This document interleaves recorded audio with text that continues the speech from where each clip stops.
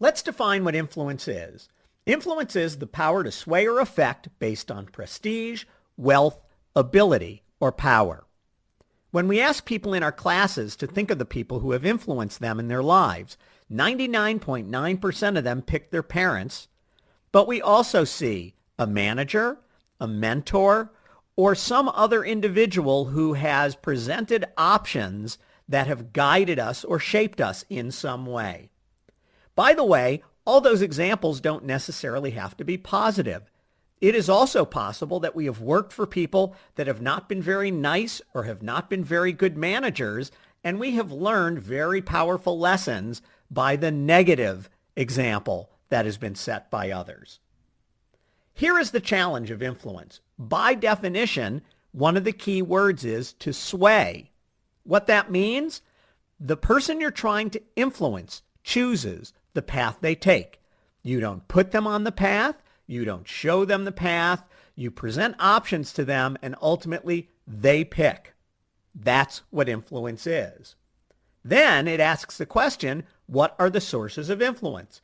Prestige, wealth, ability, and power. Let's talk about prestige. Think of people who have so much prestige that it gives them influence over others. The Pope, the Dalai Lama, and even Oprah.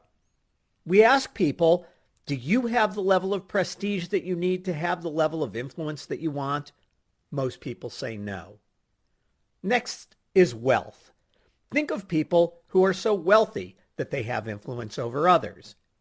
Warren Buffett, Bill Gates, Donald Trump.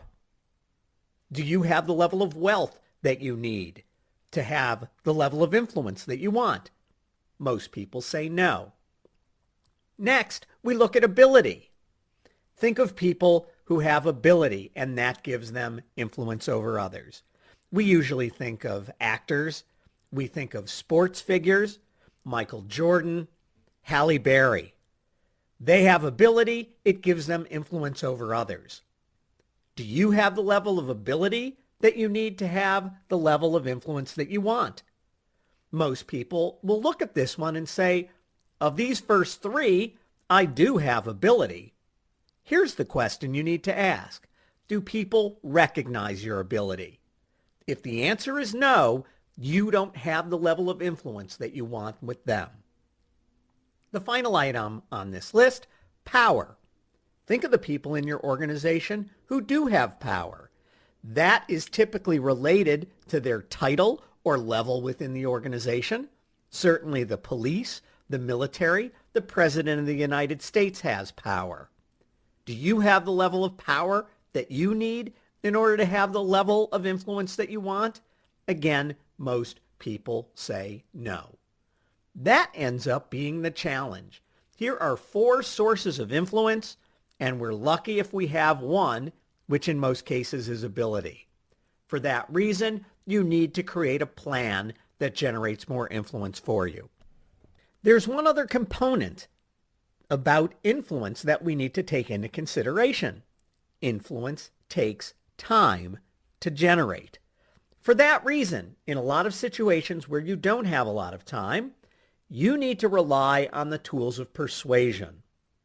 Persuasion is defined this way: to induce another to undertake a course of action or embrace a point of view by means of argument, reasoning, and/or earnest request. Let's look at the relationship between persuasion and influence. When it's persuasion, you're trying to induce another person's action. When it's influence, you're trying to sway them in some way. When you're trying to persuade, you choose the tools you use to try and induce that action. When it's influence, they choose. When it's persuasion, you're taking an action. It's something you do. When it's influence, it's a trait. It's something you are or something you have. It does beg this question. If you could only use one, persuasion or influence, which would it be? Many people pick persuasion because it takes less time. And yet, think of this scenario. Has anyone ever asked you to do something that you weren't thrilled about? What do we do in those situations? We immediately start thinking, how can I make this acceptable? How do I alter this?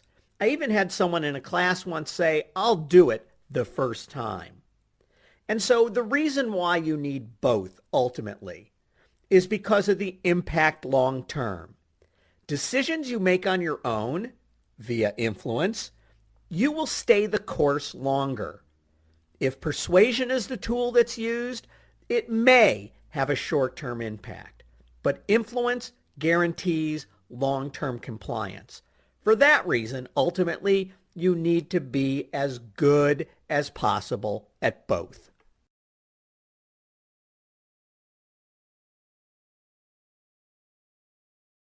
Here are some topics for upcoming modules that also deal with the topic of influence.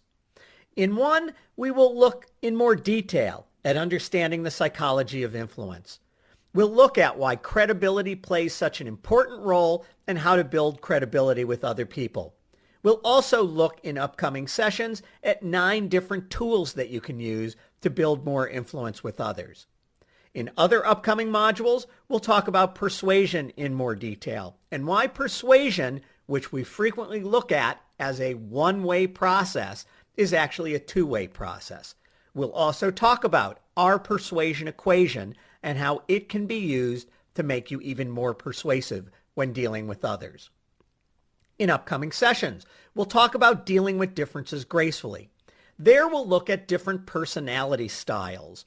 Frequently, our nature is to look at people who are different than us, who are wired differently than us, and look at those things as character flaws, when in reality, they represent other opportunities for us to influence people. Another part of this topic is recognizing that we do have differences of opinions with others, and when that happens, the need for negotiation arises.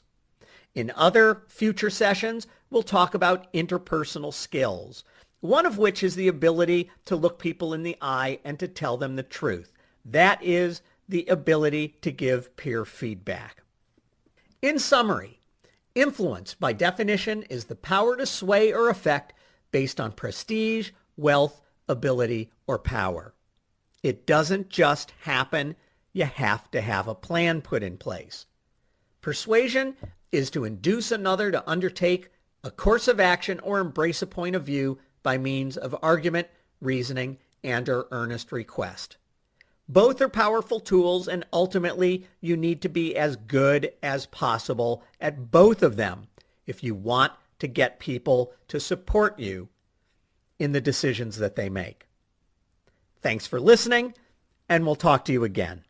Here are some topics for upcoming modules that also deal with the topic of influence.